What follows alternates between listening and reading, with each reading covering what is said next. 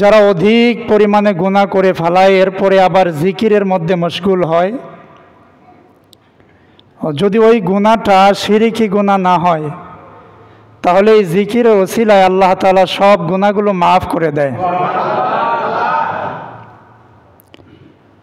নবী আলাইহিস সালাতু ওয়াস সালাম আরও বলেন, যারা জিকিরকারী থাকে, যারা জিকির করে, তাদের এই জিকির তাদেরকে জান্নাতে নেওয়ার জন্য সুপারিশ করতে থাকবে। হাত্তাকে সুপারিশ করতে করতে করতে করতে তাদেরকে জান্নাত পর্যন্ত পৌঁছায়া দিবে। আরেক হাদিসের মধ্যে এসেছে, আল্লাহর পয়গম্বর বলেন, যারা জিকির করে জাহান্নামের মাঝখানে আর তাদের মাঝখানে একটা দেয়াল তৈরি হয়, অর্থাৎ কেউ চাইলেই দেয়াল টপকায় ওই পারে যাইতে পারে না। যারা কয়েদি থাকে, মানে বিভিন্ন অপরাধী থাকে, জেলখানার যে দেয়াল আছে, দেয়াল টপকায় কি বাহিরে বের হওয়া সম্ভব? তো আল্লাহ রাব্বুল আলামিন জিকিরকারী এবং জাহান্নামের মাঝখানে এমন একটা দেয়াল, এমন একটা প্রাচীর তৈরি করে দেন, এই জিকিরকারী ব্যক্তি অন্য অপরাধের কারণেও জাহান্নামে ঢুকবে না। সুবহানাল্লাহ পড়েন। এজন্য অধিক পরিমাণে জিকির করা দরকার আছে না নাই? জিকির কি? জিকির হলো আল্লাহ তাআলার স্মরণ। শুধু লা ইলাহা ইল্লাল্লাহ এর নাম জিকির নয়, শুধু সুবহানাল্লাহ আলহামদুলিল্লাহ এর নাম জিকির নয়, শুধু কোরআন তেলাওয়াত এর নাম জিকির নয়।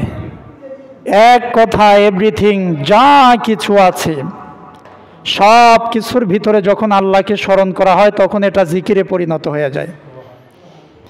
এজন্য হার হালতে সব সময় যে কোনো অবস্থায় থাকি না কেন, যদি আল্লাহকে স্মরণ করতে পারি তাহলে আমাদের প্রত্যেকটা মুহূর্ত আল্লাহ তাআলা জিকিরের মধ্যে গণ্য করে নেয়। এজন্য ভালো কাজ কি বেশি করা দরকার না কম করা দরকার? বেশি করা দরকার। কিন্তু আমরা ভালো কাজে ধারধারি না।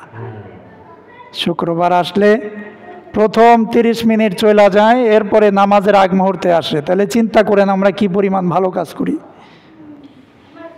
মানে নামাজ পড়তে হবে এজন্য আসি আর কি। আর যদি সুযোগ থাকতো কোনোভাবে আমরা এতটুকু পড়তাম না। আল্লাহ আমাদেরকে হেফাজত করেন, পড়েন আমিন। আজকে সকালে দক্ষিণ শাহরাইল কবরস্থানে গেলাম। তো যাওয়ার পরে আমার কাছে একটা জিনিস মনে হইল যে এই দক্ষিণ শাহরাইল কবরস্থানের ভিতরে অনেক আল্লাহর বান্দা শুয়ে আছে যারা টাকা পয়সার মালিক ছিল। কি বলেন, ছিল না?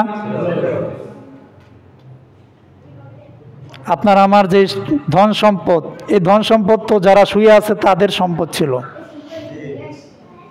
কথা সত্য না মিথ্যা? তো দেখেন, এই যে সমতল মাটির ভিতরে শুয়ে আছে, সেখানে কিছু পশু পাখি ছাড়া আর কিচ্ছু নাই, একা একা শুয়ে আছে। আপনার আমারও কিন্তু সেখানে যাইতে হবে। হবে নি? জোরে বলেন, হবে নাকি সবাই দুনিয়াতে থাইকে যাবেন? এক একটা দেয়াল বানাবেন, বড় বড় প্রাচীর তৈরি করবেন, সেখানে রাইখা দিবে? সম্ভব? তাহলে মৃত্যুবরণ করার পরে সবাইকে ওই গোরস্থানে যাইতে হবে কি না? যাইতে হবে। যদি যাইতে হয় একটা বার চিন্তা করেন, এখানে আপনার আমার অনেকের বাবা মা সেই অন্ধকার কবরে আছে। রাসূলুল্লাহ সাল্লাল্লাহু আলাইহি ওয়াসাল্লাম বলেন, কোন সন্তান যখন তার মায়ের কবরের সামনে দাঁড়াইয়া 3 বার সূরা ইখলাস পড়ে, কুল হুয়াল্লাহ সূরা পড়ে, 40 দিন পর্যন্ত ওই বাবা মার কবরের আযাব আল্লাহ মাফ করে দেয়।